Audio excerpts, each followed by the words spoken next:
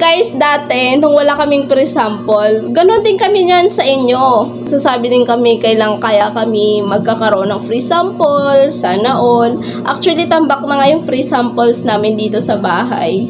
Pero, syempre, ginagawan pa rin namin ng paraan na makapag-posting. Pero, halos po ng mga posting ko dyan, halos lahat yan free samples kasi nakafocus talaga kami sa live. So, pag nagla-live ka, mas the more kasi na napapansin po kayo ng mga seller.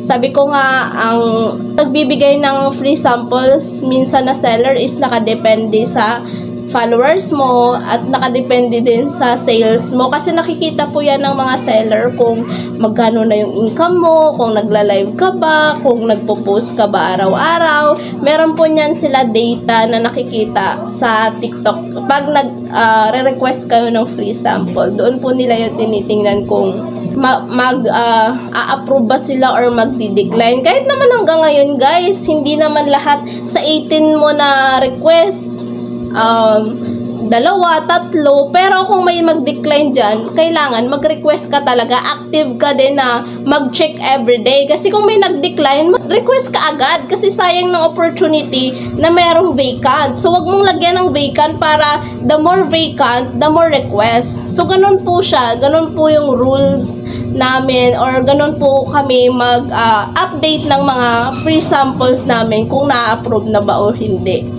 Kaya, wag talaga ang susuko. Actually, sukong-suko na ako. Nag-iisip na nga ako next month na maghanap ng other opportunity kasi nahihirapan na talaga kami. Alam mo yon, ang hirap ng sales. Alam mo yun, yung kinikita namin halos bumubuhay lang sa amin everyday. Pero, yun, nung nakita namin yung technique kung paano ang gawin.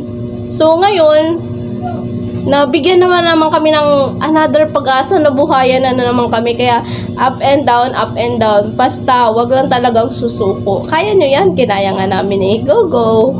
Laban!